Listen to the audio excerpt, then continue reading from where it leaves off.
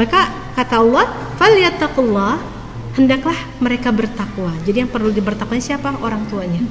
Orang yang merasa takut, khawatir akan tumbuh kembang seorang anak, ya, maka merekalah yang harus paling bertakwa kepada Allah. Wal yaqulu qawlan sadidan. Dua hal yang Allah berikan tips di dalam Al-Qur'an surat An-Nisa. Yang pertama ketakwaan orang tua, yang kedua fal yaqulu qawlan sadida. Dan hendaklah mereka senantiasa berkata yang benar kepada anak.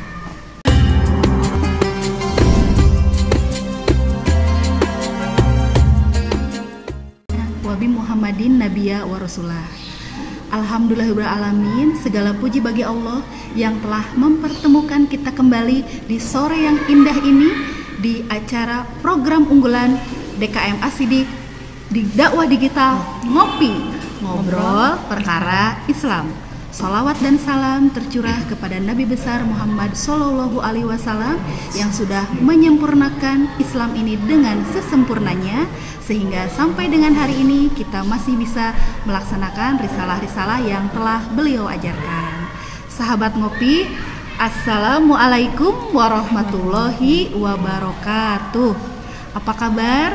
Semoga sahabat selalu dalam keadaan sehat dan pastinya bahagia. Ya, seperti biasa di minggu ketiga kajian ngopi ini diisi dengan kajian muslimah. Dan di bulan Ramadan, Masya Allah, di hari ke-6. Gimana nih sahabat ngopi, puasanya masih lancar nggak? Pastinya lancar ya, semangat di 10 hari pertama bulan Ramadan. Nah, edisi ngopi kali ini kita punya tema yang sangat menarik sekali tentang Mama ajari aku iman. Ya, nggak sendiri, ditemani, tetap selalu ditemani sama teteh ustazah yang cantik, baik hati, kesayangan kita semua. Siapa lagi kalau bukan Teteh Evi Nuharsana. Teteh, apa kabar? Alhamdulillah bikhair, Teh. Sehat, Teh? Alhamdulillah. Puasa? Ya dong. Alhamdulillah ya, segar sekali. Teteh, ini walaupun teteh pakai hitam, ini cerah sekali, Teh. Oh, ini suasananya Asidik memberikan kecerahan luar biasa, dan tim ngopi juga senantiasa the best ya, dalam menyuguhkan kajian-kajiannya tuh, Masya Allah, dengan peralatannya luar biasa. Betul, dan ini spotnya ini bagus banget ya. Pas tadi ketemu, gimana gitu, Teh, gemes gitu lihat. Teh lihat, tahu ini bacaannya apa yang di belakang? Apa nih? Ada tafsir. Bukan. Desain ininya, raknya. Oh, desainnya Allahu Akbar ya? Bukan. Apa itu, Teh? Iqra, artinya bacalah. Oh, tuh, Leo nggak ngeh ya. Oh, ini Iqra, jadi bacalah. Wah, ini kreatif banget ya, Teh ya, yang membuatnya. Oke, kembali ke tema ngopi. Seperti yang tadi sudah Lea sampaikan, tema ngopi kali ini adalah Mama ajari aku iman.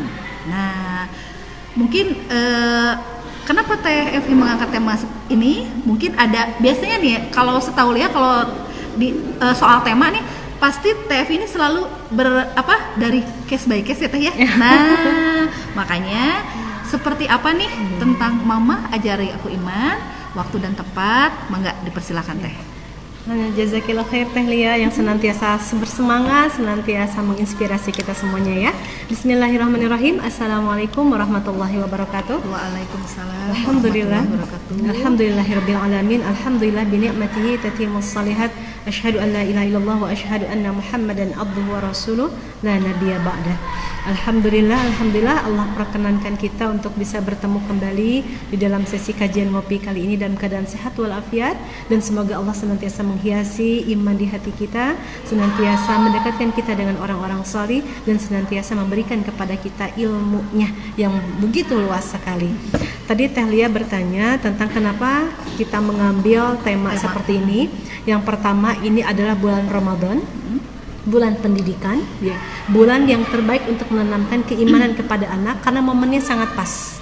Anak-anak diajarkan saum, kemudian anak-anak senantiasa didorong dengan mutabaah harian, sholatnya, tarawehnya, ya, kemudian kebaikannya, membaca Qur'annya, gitu ya. Ini adalah bulan yang sangat baik untuk menanamkan keimanan kepada anak. Yang kedua, Teh Lia, tugas utama seorang ibu adalah madrasatul ula, madrasah yang pertama bagi anak-anaknya.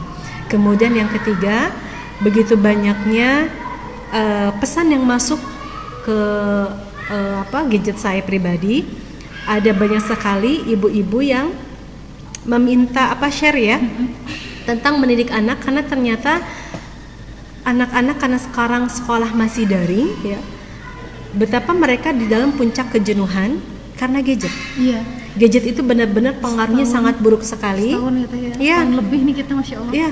Kalau kita membaca dan melihat dari semua dampak yang diutarakan oleh para ahli psikolog gitu ya tentang dampak buruknya gadget, ya salah satunya akan mengubah sikap anak ya, yang tadinya penurut menjadi pembangkang ya, yang tadinya rajin menjadi malas membaca gitu ya, malas mengerjakan tugas, maunya jadi kaum rebahan ya. Malas. Dan asik dengan dunianya sendiri, tidak bersosialisasi gitu ya. Malas jadi ya malas, bisa jadi malas bertanya karena apa-apa sekarang bisa dicari di Google ya. Iya, hal-hal yang seperti itu. Dan ini menjadi satu kekhawatiran yang luar biasa. Bagaimana kalau kita angkat menjadi tema kali ini, karena ternyata saya memiliki di rumah, saya cari buku yang kira-kira bagus untuk itu, dan saya menemukan buku ini, Teh Lia. Oke. The Great Mother. Nah, The Great Mothers. Ini biografi ibundanya para ulama. Betapa para ulama itu lahir itu dari pendidikan ibunda mereka. Dan di sini saya membahas dari ibunda yang kuat, dari ibunda yang kuat, yang keimanannya berarti memang yang harus kuat keimanan itu adalah ibunya, yang akan bisa mendidik anaknya menjadi kuat iman ya, dan imunnya. Jadi bukan hanya sekedar makanannya saja yang kita perhatikan, tapi harus lebih lagi adalah imannya, karena anak kita hidup tidak sejaman dengan kita. Tentunya dulu kita nggak ada gadget ya Teh ya. Betul, sekarang betul. Ada. Dulu kita gadget. Senang bermain dengan anak-anak. Sekarang anak-anak lebih suka di rumahnya bermain dengan teman-temannya, mabar. Main bareng dengan gadget, meskipun semain sama teman tapi di depan gadget. Nah, semua itu menjadi satu PR besar bagi kita orang tua. Apa yang harus kita lakukan agar anak kita tidak larut ke dalam keburukan medsos gitu ya, karena semuanya bisa dilihat sekarang ya Teh ya. Iya, ngeri-ngeri. Dan kengerian kita sebagai orang tua, kekhawatiran kita sebagai orang tua, lagi-lagi jawabannya ada di dalam Al-Quran. Bisa dilihat ibu-ibu semuanya di dalam surat An-Nisa ayat 9. A'udzubillahi minasyaitonirrajim. Bismillahirrahmanirrahim. Wal yakhshal ladzina law taraku min khalfihim dzurriyyatan dhi'afan khafu 'alaihim falyattaqullah wal yaqulu qawlan sadidan. Wal yakhshal ladzi, hendaklah kalian khawatir, lau taraku, seandainya mereka, min khalfihim, seandainya mereka meninggalkan di belakang mereka, dzurriyyatan dhi'afan, generasi yang lemah. Jadi kita sebagai orang tua harus punya rasa khawatir, rasa takut kalau kita meninggalkan generasi di belakang kita ada generasi yang lemah. Lemah dalam segi apanya gitu ya? Lemah dari segi ekonominya. Kan kita nggak mau kalau punya anak kita lebih sengsara dari kita ya. Kita ingin anak kita lebih sukses dari kita gitu ya. Satu, ekonominya. Dua, kehidupannya. Ya. Kemudian yang ketiga, lemah akalnya. Berarti ke IQ itu kan maksudnya? IQ, maksudnya ke IQ. IQ, kemudian EQ ya, emosional, SQ gitu ya, spiritual. Jangan sampai itu lebih rendah daripada orang tuanya. Mereka harus lebih dari orang tuanya. Kemudian yang terakhir adalah lemah imannya. Nah ini dia nih, lemah imannya. Jadi para ibu, kita tidak hanya memperhatikan jasmaninya saja, sekolahnya saja, tapi juga pendidikannya saja, tapi juga harus peduli dengan iman. Dan seperti apa iman? Saya juga sama, sedang dalam proses untuk membangun anak-anak gitu, mendidik anak-anak itu. Lagi-lagi saya pengalaman-pengalaman dari orang tua terdahulu gitu ya, kemudian baca dari buku, kemudian melihat dari para guru, para ulama, bagaimana mendidik anak, kita bisa mengambil ilmunya dan kita terapkan di rumah kita. Karena saya juga sama seorang ibu dengan dua anak yang anaknya dalam tahap remaja ini ya. Sebenarnya dalam Islam tidak ada kalimat remaja, yang ada adalah balik dan sebelum balik gitu ya, prabalik ya. Masya Allah ya. Maka kata Allah, falyattaqullah, hendaklah mereka bertakwa. Jadi yang perlu dibertakwain siapa? Orang tuanya. Orang yang merasa takut khawatir akan tumbuh kembang seorang anak, ya, maka merekalah yang harus paling bertakwa kepada Allah. Wal yaqulu qawlan sadidan. Dua hal yang Allah berikan tips di dalam Al-Qur'an surat An-Nisa ini gitu ya, di dalam surat An-Nisa ayat 9 ini dua hal. Yang pertama ketakwaan orang tua, yang kedua falyaqulu qawlan sadida, dan hendaklah mereka senantiasa berkata yang benar kepada anak. Iya. Dulu kan kita kalau misalkan ada anak nangis, jangan nangis, ada Pak Polisi. Itu kan bukan qawlan sadida. Iya. Sebenarnya polisinya mana? Itu sebenarnya nggak ada. ada. Ada badut loh, ditakut-takutin. Itu kan bukan qawlan sadida. Iya. Jadi ada banyak pola pendidikan yang memang harus kita rubah ya, harus kita luruskan agar ini tidak terus-menerus dari generasi ke generasi terus berkembang dan hanya seperti itu saja, seperti menakuti anak, membentak anak gitu ya. Ya Allah, jadi ingat gitu ya, anak di rumah seperti itu. Iya. Kadang kalau misalkan pecah kesabaran gitu ya Teh ya, pertama lembut, masih gimana pas udah ketiga kalinya lembutnya udah, jadi pecah Teh. Jadi akhirnya ya teriak Teh, nggak boleh ya Teh. Ya. Sama Teh juga, saya juga suka keceplosan kadang-kadang ya. Apalagi kalau misalkan udah diuji kesabarannya, aduh luar biasa sekali ya, luar biasa sekali. Dan saya melihat dari ini The Great Mothers ini, Masya Allah sekali Teh, ibu-ibu para ulama itu ya, dalam mendidik anak-anaknya yang nomor satu adalah menanamkan keimanan. Makanya kita mengapa mengangkat tema kali ini, Ibu ajarkan aku iman. Karena kalau misalkan imannya udah nancep gitu, udah teguh di anak itu, pasti kemandirian, akal, ekonomi dia akan sejalan dengan dirinya asal imannya dulu dikokohkan. Betul. Nah, coba Teh ceritain nih sama kita tentang gimana para ibu para ulama mendidik anaknya dengan cara yang tadi kata Teteh menanamkan iman itu seperti gimana? Kayaknya seru tuh kalau ceritanya. Dan subhanallah sekali, para ulama yang lahir yang menjadi ulama besar itu lahir dari keperihan hidup, dari kesederhanaan hidup. Contohnya Imam Asy-Syafi'i. Imam Asy-Syafi'i di usia 7 tahun itu sudah hafal Quran gitu ya. Ibundanya adalah seorang perempuan yang taat sekali dalam ibadah, kokoh sekali imannya, dan ketika sebelum melahirkan, imamnya Ibunda Syafi'i itu bermimpi bahwasanya dari rahimnya itu keluar seberkas cahaya, yang cahaya itu jatuh di Mesir, kemudian cahaya itu memberikan cahaya ke seluruh penjuru dunia. Kemudian ini apa? Karena mimpi seorang mukminah gitu, seorang mukmin, seorang yang beriman kepada Allah itu senantiasa ada pesan cinta dari Allah. Ibunda Imam Syafi'i itu bertanya kepada gurunya ya, seorang ulama, apa tafsir mimpinya? Kata ulama, bahwasanya anakmu akan menjadi seseorang yang diberkahi oleh Allah dengan keilmuan dan akan memberikan cahaya untuk agama ini. Dan Masya Allah, ketika lahir Imam Asy-Syafi'i ini yatim ya. Bagaimana seorang ibu mendidik anaknya sebagai single parent ya. Dan Masya Allah, single parent mendidik anak 7 tahun udah hatam, bukan hatam ya, hafal. Oh ya, hafal sama hafal beda ya. 7 tahun single fighter ibundanya dan Imam Syafi'i sudah hafal Quran. Masya Allah. Saking tidak punya uangnya, Imam Asy-Syafi'i itu meminjam buku kepada Imam Malik ya. Meminjam buku kepada temannya karya Imam Malik, Al-Muwatta itu tebal Teh Lia. Itu ada 2000 hadis. Imam Syafi'i meminjam buku Al-Muwatta karya Imam Malik ya, itu kepada temannya, dan hanya minjam 2 pekan, dalam 2 pekan itu sudah hafal di luar kepala. Itu usia berapa Teh? Itu usia remaja ya, usia balik, dan meminta kepada ibunya ingin berkelana mencari ilmu yang lain, ulama yang lain, tapi ibunya melarang. Berkali-kali Imam Syafi'i ingin, tapi dilarang juga, kata ibunya jangan jauh-jauh dari ibu. Tapi ternyata pemikiran ibunda Imam Syafi'i itu berubah Teh.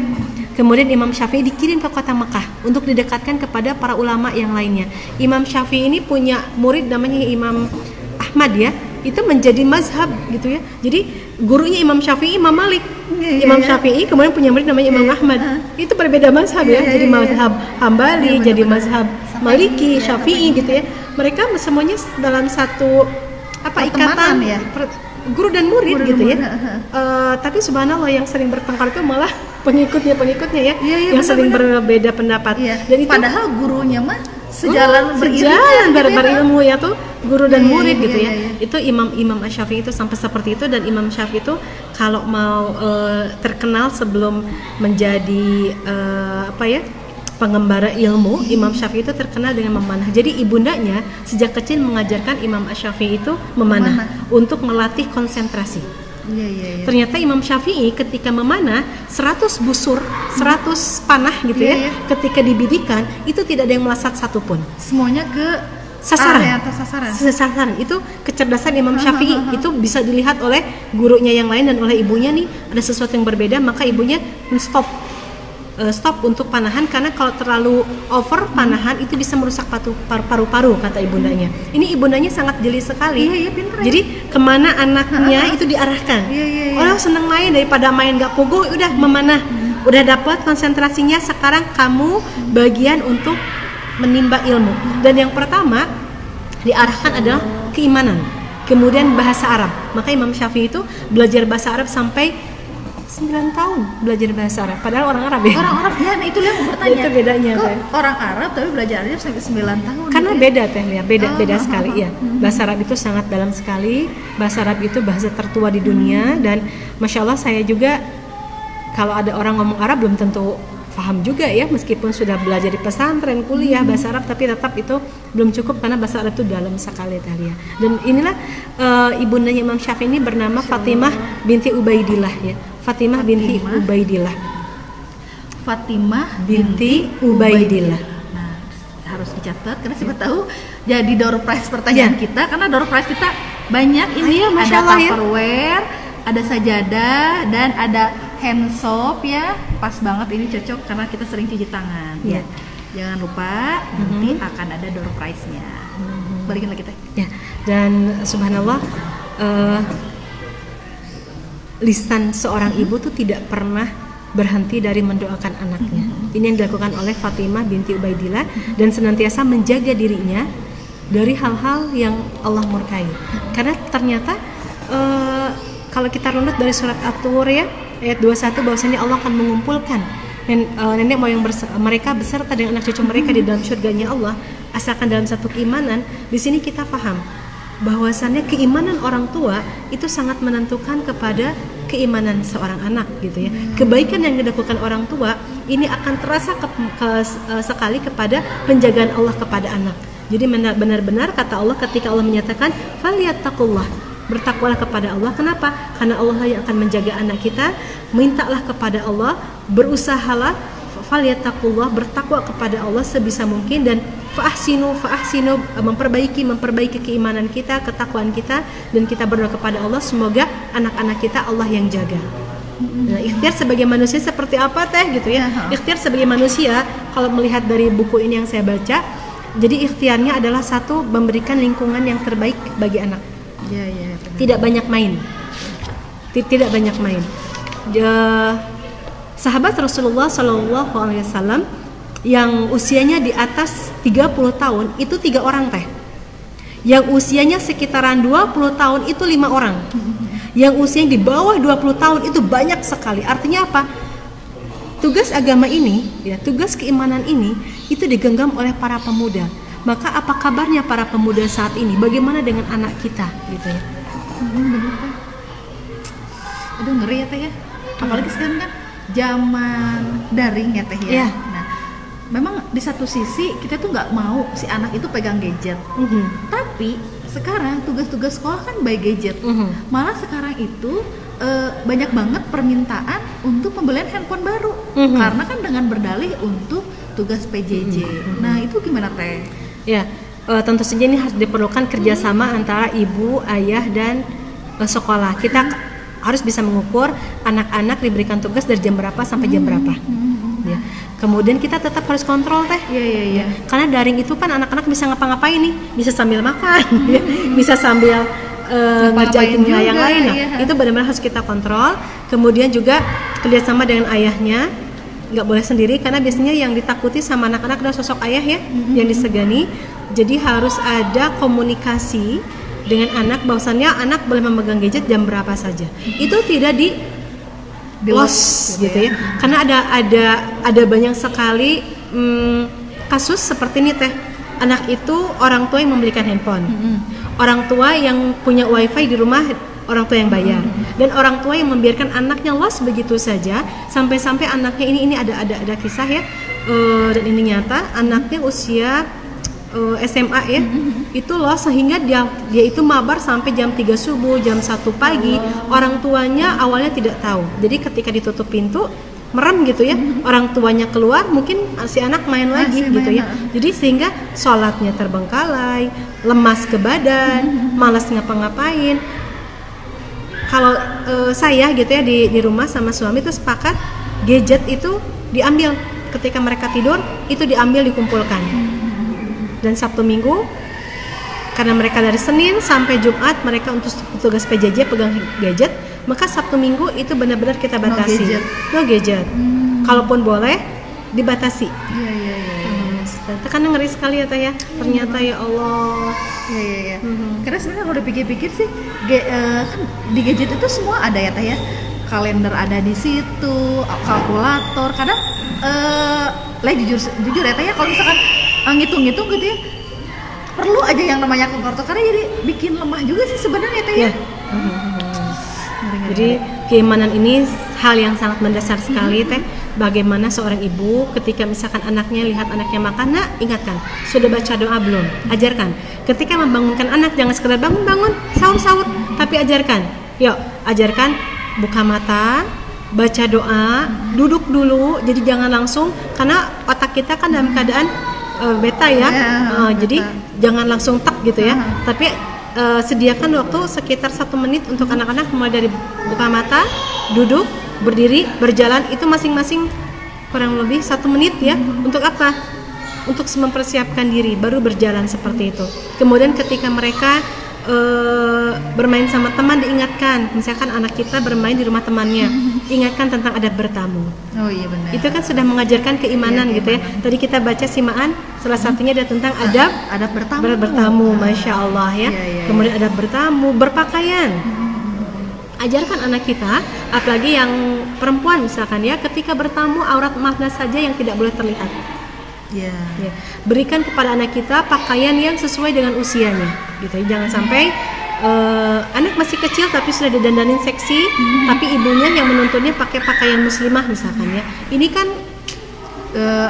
timpang sekali, domplang sekali. Jadi mengajarkan anak tentang keimanan dari mulai cara berbicaranya, cara adab-adab makan, adab minum, adab berbicara, adab bertamu, itu semuanya seorang tua, terutama seorang ibu harus paham sekali dengan ilmu agama sehingga dia bisa mendidik anaknya dengan keimanan yang terbaik. Dan tentunya saja perlu peran seorang ayah, karena ternyata para nabi ya, di dalam Al-Qur'anul Karim ada banyak sekali kisah para nabi, itu adalah kisah antara ayah dengan anak. Contoh Nabi Ibrahim dengan Nabi Ismail, Nabi Zakaria dengan Nabi Yahya, gitu ya. Atau Luqman, sampai ada nama suratnya, surat Luqman, dengan anaknya bagaimana menasihati anaknya dengan luar biasa. Ibu-ibu di rumah silahkan dibuka surat Luqman ya. Bagaimana Luqman memberikan nasihat kepada anaknya mulai dari ayat 12 sampai 19. Itu adalah nasihat yang terbaik seorang ayah kepada anaknya. Ya bunaya la tusyrik billah. Yang pertama diajarkan, wahai anakku, janganlah engkau syirik kepada Allah. Jadi tugas menanamkan keimanan ini adalah ibu dan ayah. Tapi karena ibu yang sering sekali di rumah, maka seorang ibu juga punya tuntutan lebih untuk anak-anak kita. Gitu. Iya. Teh, ini ada pertanyaan menarik Teh. Udah ke handphone Lia. Ini pertanyaan gini. Teh, mau bertanya dong sama Bu Ustazah tentang bagaimana menanamkan iman kepada anak yang usianya itu masih balita. Nah, saya jujur nih Teh Lia, kalau misalkan ke anak gitu ya, nggak boleh misalkan dia makan gitu banyak, atau misalkan nggak boleh, contoh simpel adalah dia membentak saya pada saat nggak boleh nonton terlalu lama, tapi dia membentak. Saya selalu bilang, itu nggak boleh, nanti Allah marah. Nah, dia tuh karena ini mungkin balita, dia tuh nanya, mana Allah, mana Allah nggak kelihatan. Nah, kadang saya tuh untuk menjelaskan Allah memang tidak terlihat, tapi memang seperti dirasakan. Saya selalu ngomong seperti ini, kayak gini katanya, udara itu tidak terlihat tapi bisa dirasakan. Nah, menurut Teh Evi menanamkan rasa, memperkenalkan bahwa Allah itu ada, Allah itu melihat kita seperti apa untuk ke balita. Ini pertanyaan bagus dan bagus ini. Dan ini akan melebar karena ketika kita mengajarkan keimanan kepada batita, remaja gitu ya, kemudian yang setelah balik itu akan berbeda. Jadi kalau anak masih batita kemudian kita berikan gambaran bahwasanya Allah itu ada tapi nggak kelihatan, anak tidak bisa seperti itu gitu ya.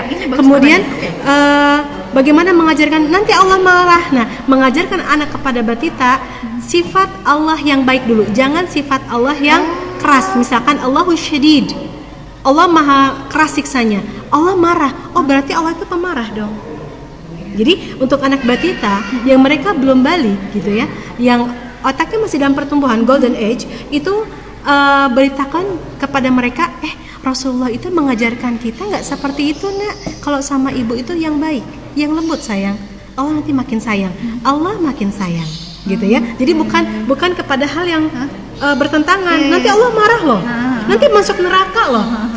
Tidak seperti itu, tapi mengajarkan kelemah lembutan dan betapa indahnya iman, betapa indahnya Islam. Kok makannya duduk, makan yang baik itu duduk loh. Kok makannya berdiri. Jadi ini ya, maaf, konsentrasi ya. Kok makannya berdiri sayang, ayo duduk. Nabi kita mengajarkan makannya duduk loh. Kenapa? Biar lebih sehat. Gitu ya. Kemudian kalau misalkan makan ditiup panas ya nak ya. Coba ambil kipasnya. Tidak ditiup karena Nabi kita melarang kita untuk meniupnya. Kenapa Bu? Karena kalau kita jabarkan secara fisika, panjang itu ya. Udara O2 dengan karbon dioksida gitu. Senyawa segala macam kan tidak akan mungkin. Itu jadi akan kita panjang menjelaskannya. Kita ajarkan yang pertama tentang adab. Jadi yang paling penting adalah pembiasaan. Mereka belum tahu ilmunya, mereka belum tahu hadisnya, mereka belum tahu hukumnya, tapi pembiasaan seorang ibu, keimanan seorang ibu, pemahaman seorang ibu akan ilmu agama, ini akan menentukan si anak nanti akan mulai merasa ada penjagaan ketika dia main sama temennya. Aku nggak suka dia pakai baju yang seksi gitu ya. Itu akan merasa, kenapa? Karena pembiasaan dia di rumah, orang tuanya sejak bayi mungkin dipakaikan jilbab gitu ya. Yang laki-laki pakai celana panjang, sehingga kalau misalkan dia pakai celana pendek dia akan merasa risih. Kenapa? Pembiasaan. Jadi keimanan itu bagi anak yang batita itu pembiasaannya, ibu-ibu, pembiasaan dulu. Kemudian yang kedua, berikan hal-hal yang menyenangkan untuk mendekatkan mereka kepada Allah, mengenalkan mereka kepada adab. Itu dimulai dari hal yang menyenangkan. Masya Allah, anak bunda, pasti Allah tambah sayang deh kalau Ananda sudah mengerjakan kebaikan ini. Jadi senantiasa setiap kebaikan itu diapresiasi. Dan semuanya hal yang positif. Jadi bukan jadi jangan ya, tapi kalimat jangan. Kan ada yang mengatakan jangan, banyak kalimat jangan. Dalam Al-Qur'an itu ratusan gitu kalimat jangan. La taqrabuz zina gitu ya. Itu kan ada kalimat jangan. Nah, jangan ini dipakai untuk usia berapa dulu? Kalau untuk usia anak bukan kalimat jangan, tapi lebih baik tidak boleh ya. Lebih baik begini, langsung tunjukkan sebagaimana Rasulullah SAW ketika ada seorang anak mengambil makanan itu langsung begini. Ya. Rasulullah langsung menepuk tangannya dengan lembut, kemudian memberikan arahan, ambillah yang paling dekat. Ambillah makanan yang paling dekat, kalau tidak bisa meminta bantuan kepada yang paling dekat. Kemudian samillah dan bacalah basmalah kepada Allah. Itu Rasulullah kalau ada sesuatu yang baru tahu nih Teh. Oh gitu. Enggak, maksudnya ini kan langsung simple, jadi kalau ada gitu ya. Simple, jadi kalau ada sesuatu yang di luar adab Islam, ada sesuatu yang tidak baik, itu langsung ditegur dengan lembut. Itu Rasulullah tuh luar biasa. Iya, itu makanan gitu nggak boleh ya. Nggak boleh. Kan kita biasanya sambil melotot gitu ya. Rasulullah nggak banyak kata, tepuk aja tangannya sehingga dia kan noleh ya. Ada apa? Emang saya salah apa? Sambillah, bacalah basmalah dan kul min jinsin wahid, dan baca ambil makanan dari yang terdekat. Jadi kalau misalkan di sini ada sambal, di sana ada sambal, jangan ambil yang di sana. Di sini juga ada sambal. Di sini ada ayam, di sana ada ayam, ambil yang terdekat. Kalau misalkan nggak di sini nggak ada ayam, ayamnya ada sebelah sana, minta tolong ke yang sebelah. Itu Masya Allah Rasulullah itu. Ya Allah, Rasulullah. Jadi bukan The best, hanya tentang ya. ibadah ya. Itu sebenarnya kan hal yang simpel ya, tapi Allah Rasulullah itu mengajarkan se-sweet itu gitu. Masya Allah. Dan ada lagi pengajaran Rasulullah kepada sahabat yang masih kecil gitu ya, adalah ketika di atas kendaraan Rasulullah tuh ngajak ngobrol di atas kendaraan. Wahai Anas bin Malik gitu ya, naik itu diajak. Jadi kalau misalkan kita ngajak ponakan gitu ya, lagi bawa motor ngajak ponakan atau ngajak anak kita, itu diajak ngobrol karena ternyata semua yang Rasulullah lakukan itu ada hikmahnya. Sampai Rasulullah itu menasihati itu di atas kendaraan gitu ya, di atas kendaraan. Dan ternyata menurut para psikolog termasuk hal yang mudah menasihati anak salah satunya adalah ketika berkendaraan, ketika makan, ketika berkendaraan, sebelum tidur. Itu adalah saat-saat yang sangat baik sekali untuk menasihati anak, menanamkan Golden keimanan time gitu kepada ya. anak. Ya, Sorry teh, mau ditulis sama dia golden time pada saat menasihati anak adalah pada saat di kendaraan, terus pada saat makan, jadi dan harus menjelang ngobrol, ya. tidur ya. Kalau menjelang tidur sih lah suka teh, cuman kalau ajak ngobrol gitu ya. Makan juga ya teh lagi makan. Iya. Oke. Soalnya dalam persahabat senantiasa bukan dalam mulut ada makanan terus kita ngobrol, bukan, tapi ketika suasana makan kita ngobrol. Jadi gitu suasana kayak suasana ramah tamah gitu ya teh, itu. santai gitu ya. Jadi suasana kita menasihati anak secara serius tapi dalam keadaan yang santai. Iya. Mungkin, ya. Dan nasihatin itu Bu ya sama anak, jangan merektok. Misalkan kita ada 20 poin, wah 1, 2, 3 sampai 20, itu nggak akan masuk. Jadi ambil poinnya, kira-kira apa nih yang harus diperbaiki dari anak kita. Merepok nggak boleh teh. Merepok nggak boleh. Oke. Dalam menasehati anak di golden time itu pada saat di kendaraan, makan dan menjelang tidur. Ya, teh ini kan ngopi itu ada opieun sebenarnya. Tapi kan kita bulan Ramadan nih ini, dan masih 45 menit lagi menuju buka puasa. Berarti karena ini edisi Ramadan, jadi kita ngasihnya 4 door prize. Kecil banget. Masya Allah ya. Jazakumullah nih untuk para muhsinin juga yang sudah memberikan door prize biar tambah seru ya. Dalam kegiatan-kegiatan di Masjid As-Siddiq ya, di acara sanlat, di acara simaan, di acara ngopi, senantiasa bertabur door prize. Iya, bertabur door prize-nya banyak. Nah, mungkin kita lempar door prize dulu satu ya teh. Pertanyaan dari Teteh boleh, mangga. Panitia siap? Oke, pertanyaan pertama teh. Ya, pertanyaan pertama adalah mengapa seorang ibu sangat penting untuk memiliki keimanan? Ini lebih bisa nih. Mengapa seorang ibu penting memiliki keimanan? Ya, itu yang pertama. Nah, kita lanjut dulu teh. Mungkin nanti kan pasti ada yang ngechat ya. Nanti panitia yang akan ngelihat. Mengapa seorang ibu penting memiliki keimanan? Ya, kira itu kenapa? Ya. Terus mau ngasih oleh-oleh juga buat pemirsa di rumah, terutama ibu-ibu. Ada doa yang sangat indah sekali, ya. Ada doa yang sangat indah sekali. Ini saya dapatkan dulu dari guru saya ketika saya nyantri. Didapat doa ini dari ayat Al-Quran surat Al-Hujurat surat ke-49 ayat ke-7.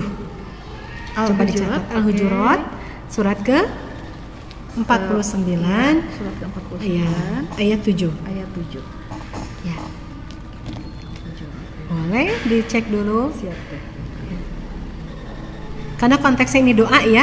Kalau ini kan konteksnya ayat, kita rubah menjadi konteks doa adalah Allahumma habib ilainal iman wa zayyinhu fi qulubina wa karrih ilaina al-kufra wal fusuqa wal isyan waj'alna minar rasyidin. Boleh diulang lagi ya? Allahumma habib ilainal iman wa zayyinhu fi qulubina wa karrih ilaina al-kufra wal fusuqa wal isyan waj'alna minar rasyidin. Ini adalah doa yang sangat indah sekali. Artinya apa teh? Allahumma habib ilainal iman, ya Allah berikanlah aku kecintaan kepada keimanan. Jadi untuk mencintai keimanan, kita memohon kepada Allah agar kita diberikan hati yang senantiasa condong kepada keimanan, mudah menerima keimanan, ya. Kemudian wazayyinhu fi qulubina, dan hiasi iman itu di hati kami ya Allah. Nah, ketika membaca ini, bayangkan wajah anak-anak kita, bayangkan wajah pasangan kita, bayangkan wajah orang-orang yang kita cintai, agar sama-sama Allah memberikan keimanan itu dan dihiasi di hati kita. Wakari, dan kita juga memohon kepada Allah, karena di dalam hati itu kan ada rasa benci, ada rasa cinta ya teh ya. Ya, betul, Kita betul. minta kepada Allah hati kita diberikan rasa cinta kepada keimanan, dan rasa benci itu juga ada, tapi kita memohon kepada Allah agar rasa benci itu hanya untuk 3 hal. Ya Allah, berikan aku rasa benci kepada al-kufra, kekafiran. Kekafiran. Ini harus diminta, ya. Yang kedua, wal fusuk, dan kefasikan, agar kita dijauhkan dari sifat-sifat orang yang fasik. Dan orang yang fasik itu akan menjadi penghuni neraka. Kita ingin jauh dari itu semua. Dan yang ketiga, wal isyan, dan kemaksiatan. Kemaksiatan sekecil apapun, semoga Allah jauhkan. Karena orang yang beriman, ketika dia melihat satu kemungkaran, hatinya akan gusar. Ketika dia melakukan kemaksiatan sekecil apapun, hatinya tidak akan tenang, karena keimanan tadi yang bertahta di hatinya.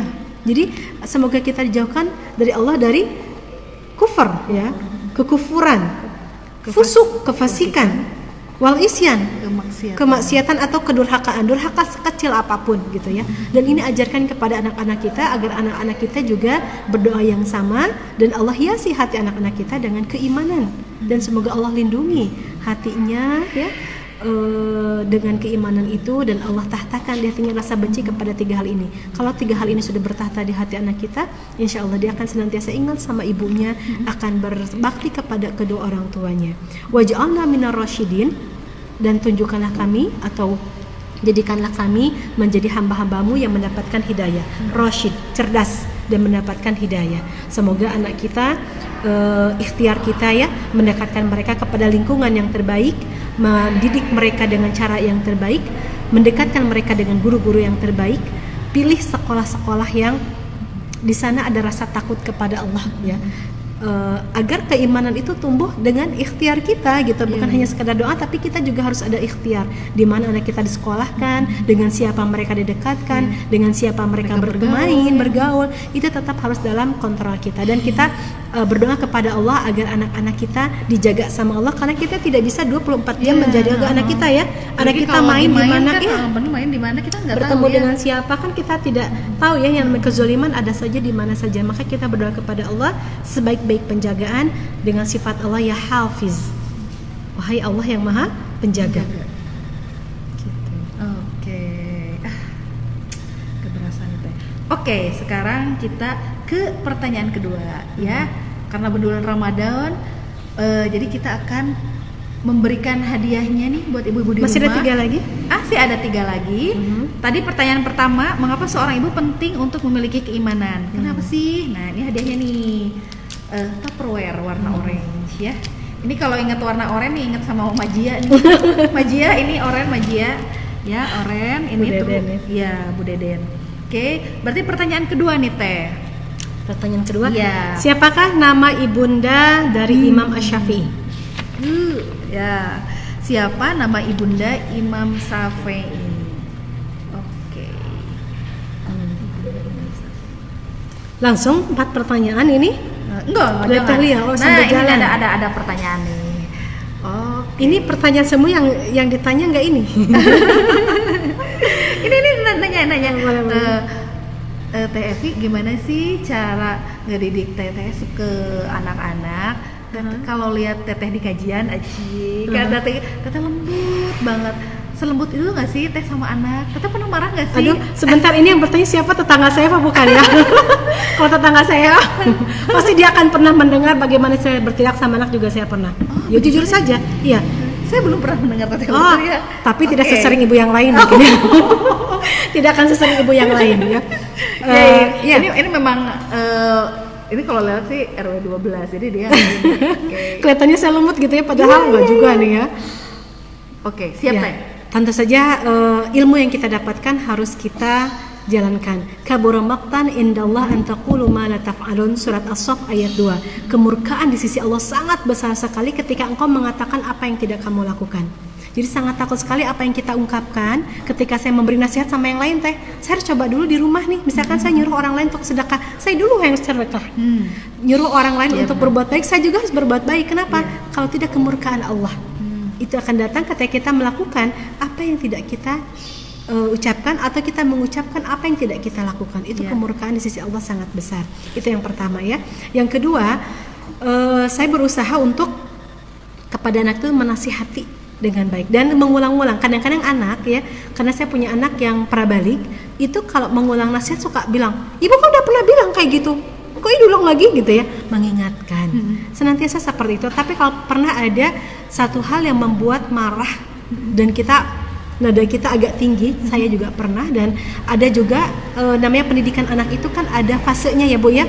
Ada fase kalau misalkan anak sudah di atas 10 tahun, itu Rasulullah itu memerintahkan untuk memukul ketika mereka meninggalkan sholat. Jadi bukan berarti nggak boleh gitu ya, nggak boleh gitu ya terus, enggak. Ada fasenya kapan kita harus marah, kapan kita harus tegas. Jadi bukan marah galak ya, bukan yang nyubit, nyiksa, enggak, tapi yang tegas. Contoh, nah mandi. Jadi kalau nyuruh sama anak jangan gini, cepet mandi. Mereka lagi asik gitu, lagi nonton. Kita bilang gini, nah waktunya mandi 5 menit lagi ya, kasih mereka jeda untuk bersiap. Jadi jangan sampai kita kebiasaan kita ibu-ibu kalau nyuruh anak itu langsung cepet mandi, cepet makan gitu ya, rusuh, sholat gitu ya. Tapi memerintahkan mereka itu dengan kebaikan dulu. Ini udah waktunya sholat lah, Allah dulu nomor 1. Iya Bu, lagi kagok. Oke, 3 menit ya. Setelah 3 menit kita harus komitmen dengan 3 menit kita datangin lagi. Dan kita harus punya kesepakatan. Kalau misalkan mereka meninggalkan kebaikan itu dan komitmen kita seperti apa, ambil gadgetnya. Ambil gadgetnya, kita harus tegas. Atau misalkan mereka lagi berantem. Kalau berantem saya liatin dulu, kenapa? Anak juga harus belajar kecewa. Anak juga harus belajar untuk menyelesaikan masalahnya sendiri. Kita tidak langsung turun tangan. Dia pernah dengar teh, anak itu harus belajar kecewa. Jadi jangan katanya tuh, jangan apa-apa yang dia minta tuh kita kasih, kan nggak boleh juga ya teh ya. Kadang kan kita sayang anak nih, apa yang diminta dikasih, ternyata itu nggak boleh. Jadi biasakan anak itu pada saat ada sesuatu yang dia minta, kita bilang jangan. Jadi dia tuh ngerasa, oh ternyata nggak melulu diiyain kok sama si Umi nih di rumah kayak gitu ya teh. Jadi ajak mereka untuk meminta kepada Allah dulu teh. Ibu, aku pengen beli sepatu. Wah, udah harus diganti ya nak ya. Jadi beli sepatu itu karena kebutuhan, bukan karena koleksi warna. Apa? Iya enggak. Ini ya. Tersinggung ya. Jadi membeli itu untuk kebutuhan. Oh, udah kecil ya nak ya. Oh, udah jelek ya. Oke, insya Allah beli. Kita mohon dulu sama Allah ya, berdoa dulu ya nak ya sama Allah, semoga ibunya ada rezekinya, seperti itu. Tapi enggak. Oh iya, besok kita beli. Mau yang berapa? Sultan banget itu ya.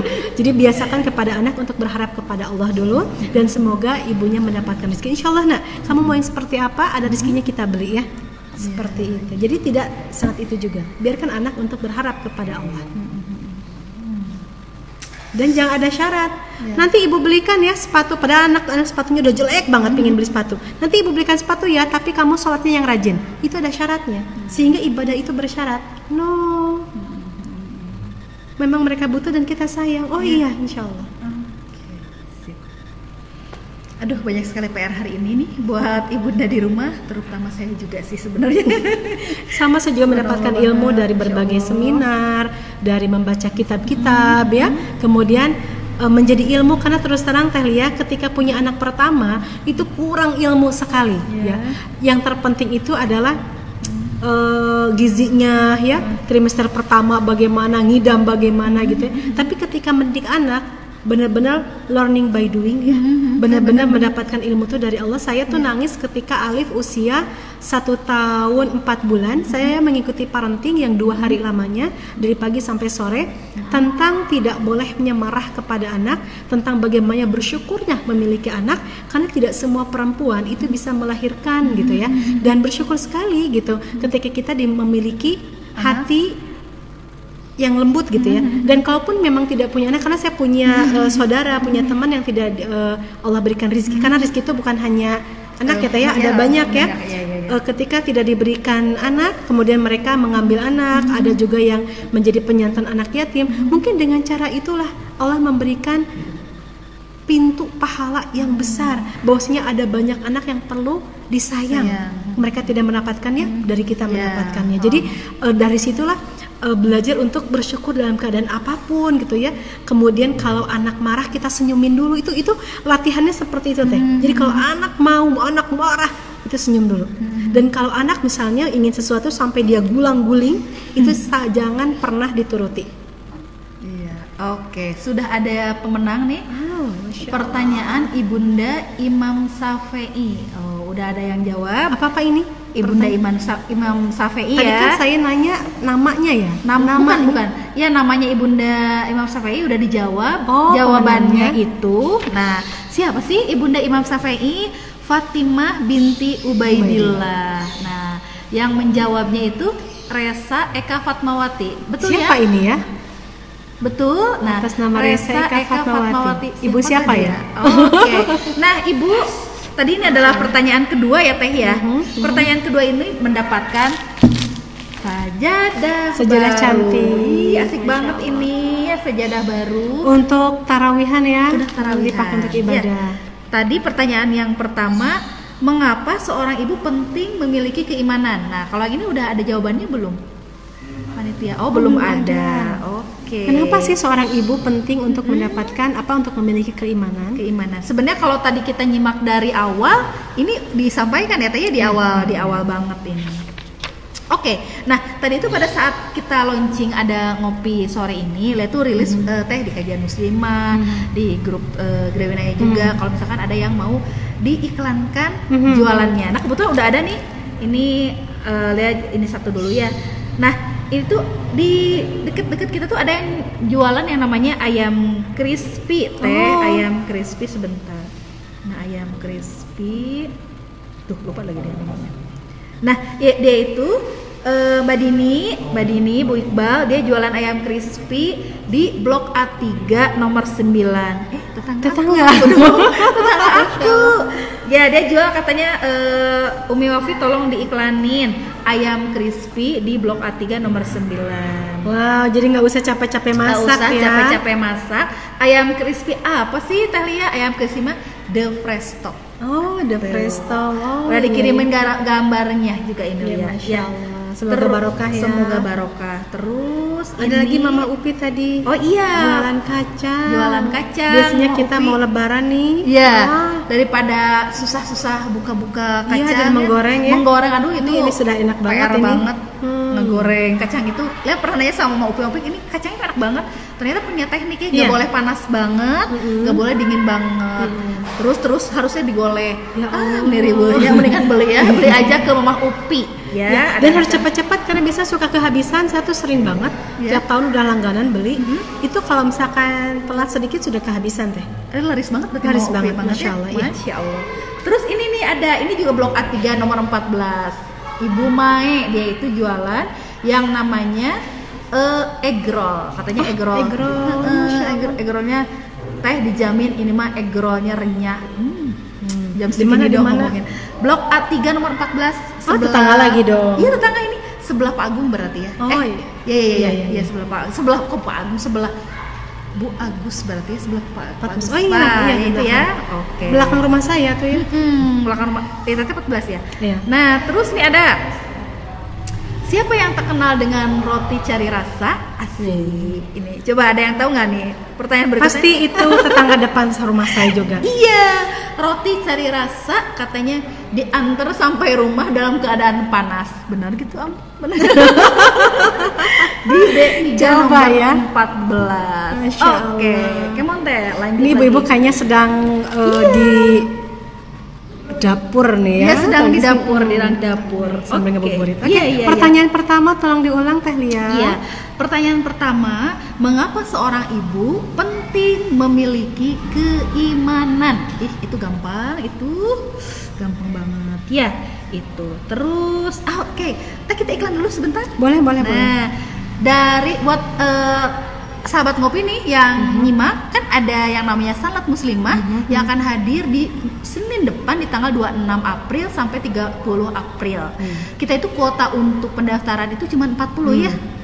Sampai ada yang WA, Teh Lia boleh nambah lagi nggak? Ternyata ini warning dari Teh Mira, Bunda, kuota Sanlat tinggal 2 lagi. Oh, 2 lagi? 2 lagi nih, Teh. 2 lagi ya. Berarti langsung Japri, jangan Japrinya ke Lia, apalagi ke TFI ya, mau dibaca. Tapi ke Bunda Nina sama Teh Mira, kuota Sanlat 2 lagi tuh Teh. Masya Kuota Allah. Sanlat tinggal Jadi 2 kita lagi. ada berapa peserta Sanlat tahun ini? 40 Teh, karena kan 40. bisa nggak sih nambah ke 50? Asik. Hanya Kita 40 aja. Ya, Dari tanggal berapa ya Sanlat kita? Sanlat kita dari tanggal 26 April sampai dengan 30 April. Ini temanya menarik sekali, di bawah naungan Al-Quran. Jadi tiap hari sudah kita 10 hari digecek sama ayat-ayat suci Quran ya, subhanallah bang, masya Allah lah. Ini pengalaman baru juga Teh buat Lia, sehari 3 juz, masya Allah. Indah banget. Semakin Alhamdulillah. cinta dengan Al-Quran, langsung Sanlatnya juga di bawah naungan Al-Quran Masya Allah. dengan penceramah-penceramah yang lagi ngehits lah, pokoknya mah keren. Oke, lanjut ke ini Teh, tentang tema yang tadi, yang ajan kopi. Mungkin ada tambahan sedikit Teh, nggak kerasa ini udah setengah 6. Iya.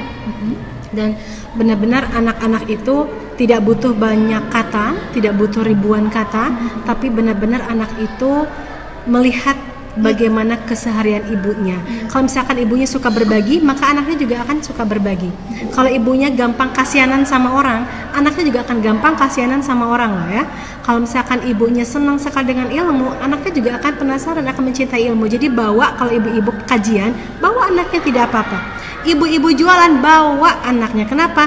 Untuk menanamkan jiwa wirausahanya ya. Iya. Seperti Teh Lia ya, kemana-mana ya. Di bawah si Wafi Soleh tanya, ya Allah, itu akan melihat bagaimana ibunya berjuang di rumah, bagaimana ibunya beribadah, bagaimana ibunya memakai hijab. Itu sampai anak saya juga sempat bertanya, ibu, kok ibu jilbabnya panjang, kok ibu-ibu yang lain enggak? Itu sampai ada pertanyaan seperti itu anak saya. Sampai ada pertanyaan, ibu itu pakai jilbabnya buka tutup ya, kok ibu enggak? Itu kan anak sudah bisa melihat dan merasakan ya. Dan kita harus siapkan jawabannya. Tapi tidak untuk membenci orang lain gitu ya. Tidak untuk membenci orang lain. Nah, ini benar-benar saya, ini pengalaman pribadi yang ketika naik kendaraan kita ngobrol, anak saya punya uang, sisa uang jajan itu 15.000. Ibu bisa turun sebentar, kenapa? Ada tukang sampah lewat, dia ngasihin semua uang jajannya gitu. Ya Allah, alhamdulillah. Kemudian dia mau jajanin teman-temannya gitu. Ya Allah, nggak dimarahin nggak, ya udah alhamdulillah.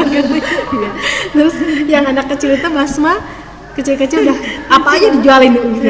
Ada slime, bikin slime 2.000-an, modalnya berapa, dapetnya berapa, nggak apa-apa, yang penting belajar dulu. Jadi hal-hal yang seperti itu, oh iya ya, betapa orang tua itu mengajarkan kepada anaknya bukan hanya kata ya. Kita itu cara marah kita cara marah kita itu diserap sama anak. Ya Allah, astagfirullah, mohon sama Allah, mohon ampun betapa banyak ya Allah, dosa kita sebagai orang tua kepada anak ya.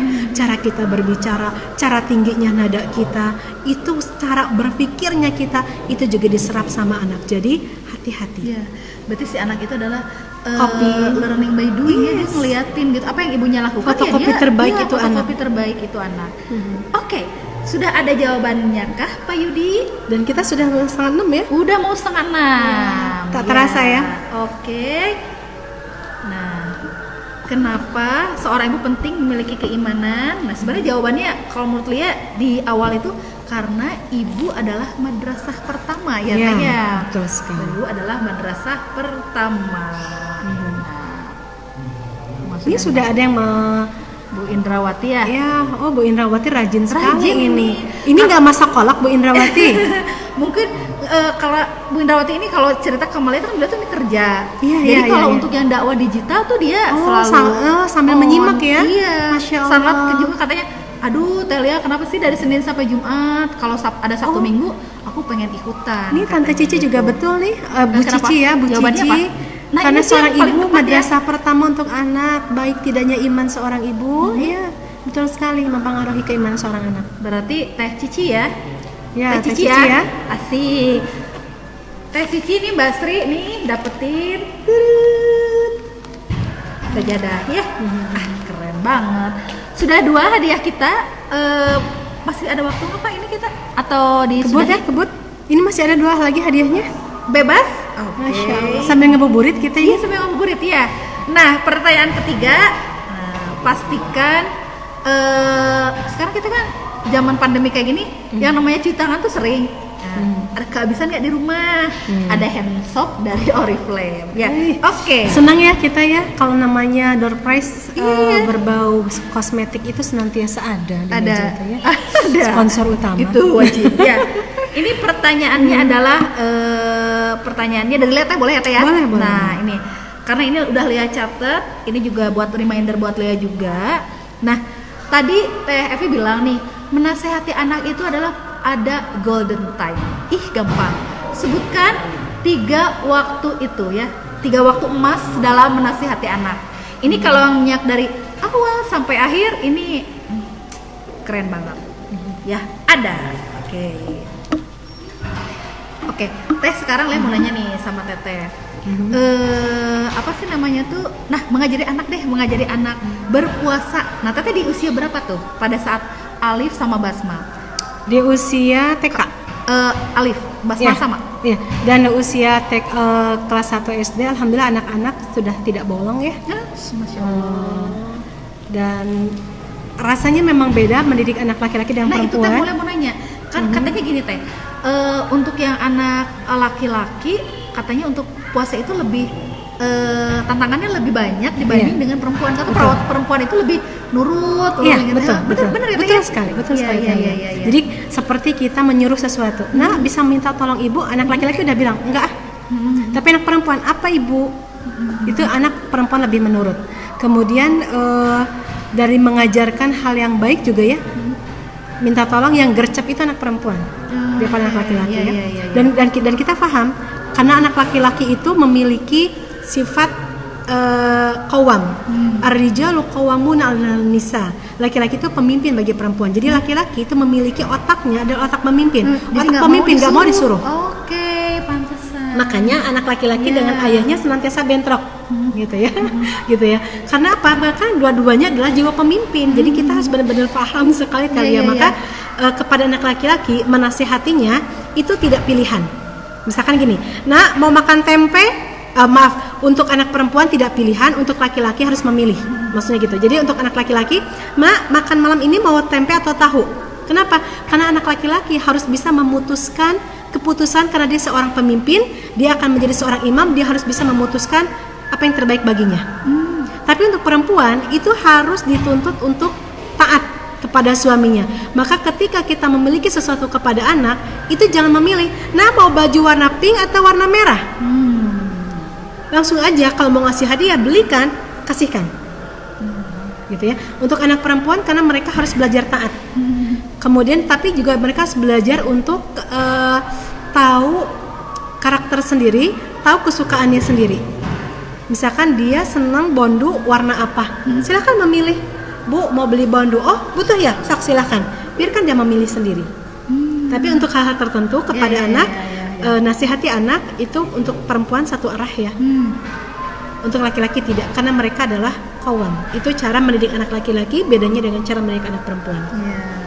Oke, aduh ini nggak kerasa kita di 4:30 sebenarnya. 5:30 saya. Ya sorry, bukan. Mulainya kita 5:30 5:30. dan kita tidak terasa sudah 5:30. Udah mau siap-siap berbuka juga ya mungkin. Nah, udah ada yang menjawab itu siapakah? Waktu kapan saja? Oh ini siapa nih? Oh yang duanya udah dapet. Itu tadi lihat ada Ibu Eka. Nah, Bu Eka menjawab apa? Hah? Nah itu udah tuh betul. Iya. Oh betul. Dan banget. ibu siapa? Bu Eka. Betul. Mau dua sekaligus? Bu Eka saat di atas kendaraan, betul banget. Saat makan dan menjelang tidur. Berarti Ih, menyimak Bu yang Eka. baik ya, penyimak yang baik. Bu Masya Eka Allah. dapat hand soap dari Umi Wafi dari Oriflame ya. Alhamdulillah. Alhamdulillah. Ini senang gitu ya kalau pas kita bagi-bagi door prize gitu ya. Senang berbagi gitu Senang ya, maksudnya ibu-ibu juga bahagia di rumah gitu ya, apalagi yang sudah masak hari ini. Nah, Teh mungkin karena ini waktunya sudah mepet banget, udah mau buka, mungkin ada kata penutup Teh, silakan. Kata penutup. Ya, Bismillahirrahmanirrahim. Kata penutupnya, akhwati, senantiasa lisan kita dipenuhi dengan doa, apalagi sekarang bulan Ramadan ada 3 waktu mustajab. Yang pertama bagi orang yang berpuasa, yang kedua menjelang berbuka, yang ketiga waktu sahur. Maka pergunakan waktu-waktu ini untuk berdoa yang banyak untuk anak kita. Kita berdoa agar Allah senantiasa menjaga mereka, agar Allah memberikan kepada mereka pendidikan yang terbaik, didekatkan dengan guru-guru yang ikhlas, teman-teman yang baik, lingkungan yang baik, rizki yang barokah gitu ya. Tanamkan di jiwa mereka untuk mencintai keimanan, mencintai ilmu, mencintai orang-orang solih gitu ya. Itu doakan kepada mereka dan semoga mereka tumbuh di dalam keimanan dan ketakwaan. Dan tentunya kita memohon kepada Allah agar Allah memberikan kepada kita ilmu ya, agar kita bisa menjadi orang tua yang solih bagi anak-anak kita. Tetaplah dengan 2 tips dari Al-Quran tadi, yaitu memperbaiki ketakwaan kita dan berkatalah yang benar untuk anak-anak kita. Wallahu a'lam bishawab.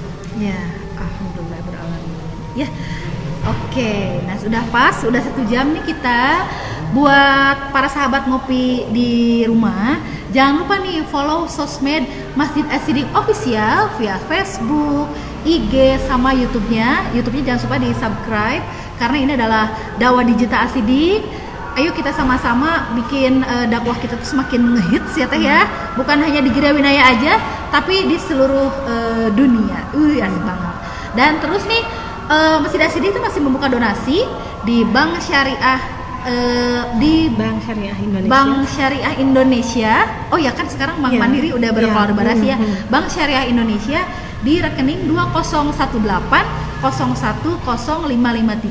atas nama DKM As-Siddiq. Apalagi sekarang di bulan penuh rahmat, banyak pahala yang dilipat gandakan oleh Allah. Jadi semakin banyak berbagi nih, apalagi buat masjid. Mudah-mudahan barokah ya. Mudah-mudahan barokah ya. Dan jangan lupa nih, tetap selalu setia nih nyimak yang namanya kajian ngopi di setiap Ahad 4:30. Dengan setiap tema tiapnya itu pasti beda-beda, seru. Jangan lupa ya, pastikan hari Minggunya diisi dengan sesuatu yang lebih bermanfaat ya. Apalagi di bulan Ramadan ngisi ngabuburitnya sambil dengerin dakwah ya. Jadi dari kita berdua nih undur diri dari As-Siddiq lantai 2. Ini spotnya lucu banget.